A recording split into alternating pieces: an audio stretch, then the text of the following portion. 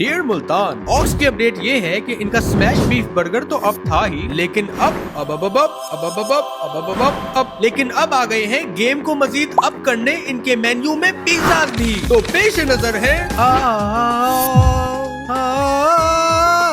रसोड़े से निकले ये एक्सट्रीम पिज्जा और peri peri deep dish pizza. Extreme pizza और ये peri peri deep dish pizza. Extreme pizza और ये peri peri deep dish pizza.